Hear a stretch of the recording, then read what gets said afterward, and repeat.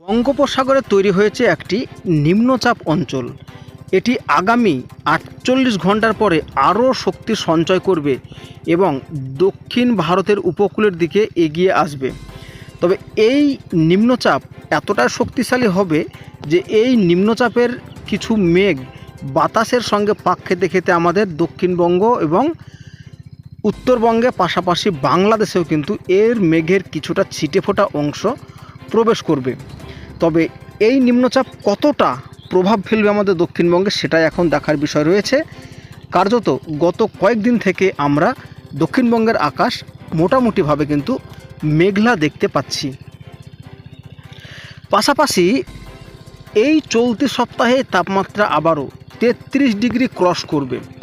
সুতরাং আবহাওয়ার এখন সবথেকে গুরুত্বপূর্ণ আপডেট রয়েছে বঙ্গোপসাগরে নিম্নচাপের দাপট, পাশাপাশি তাপমাত্রা বাড়ারও দাপট।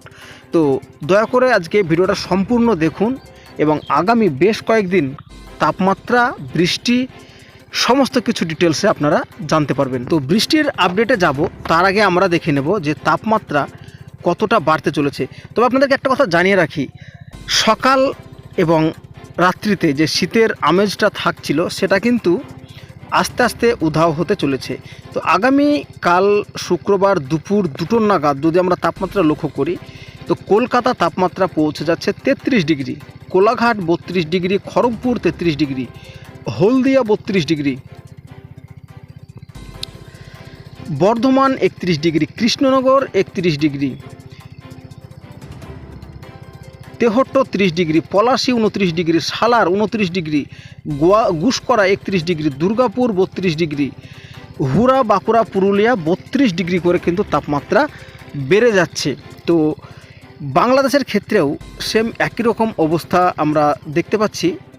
Faridpur 31 degree, Jhenaidah 29 degree, Jessore 30 degree, Lohagara 30 degree, রাজৌ 31 degree, Chandpur 32 degree, Lakshmipur 31 degree, Barisal 30 degree, Satkhira 31 degree.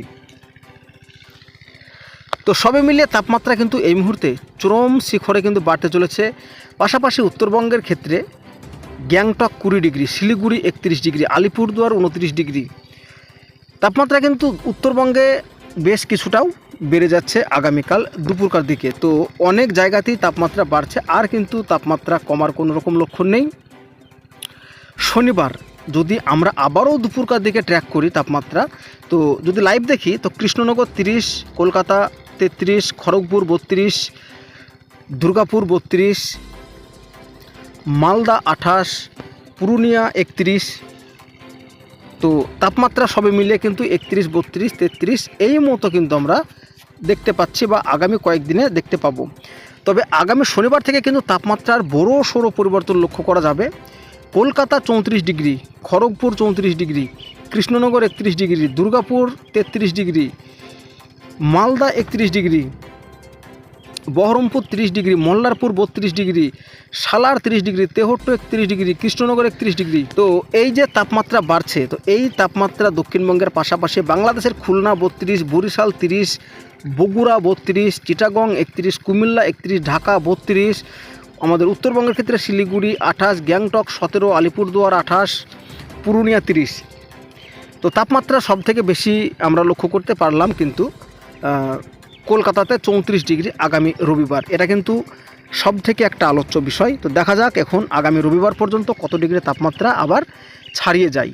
তো এবার আমরা দেখে নেব যে মেঘলা মেঘলা করছিল, তো বৃষ্টিপাতের সম্ভাবনা কি সত্যি রয়েছে? চলুন আমরা দেখে নিই এক নজরে। আগামী 24 ঘন্টার মধ্যে দক্ষিণবঙ্গের আকাশ আবারও অংশতে মেঘলা লক্ষ্য করা যাবে। বৃষ্টিপাতের কোনো রকম সম্ভাবনা নেই উত্তরবঙ্গ, দক্ষিণবঙ্গ এবং বাংলাদেশে আগামী 2 দিন। তো বন্ধুরা, আগামী 2 দিন উত্তরবঙ্গ, দক্ষিণবঙ্গ, বাংলাদেশে বৃষ্টিপাতের সম্ভাবনা নেই। তো উড়িষ্যা, ভুবনেশ্বরের কাছে কিন্তু একটু বৃষ্টিপাত হতে পারে। দেখে নেব আগামী 4 দিন। তো আগামী 4 দিনও কিন্তু সেম একই রকম অবস্থা। দক্ষিণবঙ্গ, উত্তরবঙ্গ, বাংলাদেশে বৃষ্টিপাতের সম্ভাবনা নেই। উড়িষ্যা, ভুবনেশ্বরের কাছে কিন্তু বৃষ্টিপাত আমরা লক্ষ্য করতে পারছি, কারণ এই নিম্নচাপ আবারও আমাদের উড়িষ্যা, ভুবনেশ্বরের দিকেও কিন্তু প্রভাব খানিকটা বিস্তার করবে। তো আশা করছি আজকে ভিডিওটি সম্পূর্ণ দেখলেন এবং জানতে পারলেন তাপমাত্রা, বৃষ্টির খবর, নিম্নচাপের খবর। তো কেমন লাগলো অবশ্যই জানিয়ে যাবেন, আর চ্যানেলে নতুন এসে থাকলে চ্যানেলটিকে সাবস্ক্রাইব করবেন। আর যারা ফেসবুক পেজ থেকে দেখছেন তারা অবশ্যই পেজটিকে ফলো করে নেবেন প্রত্যেক দিনকার গুরুত্বপূর্ণ আপডেটগুলি পাওয়ার জন্য।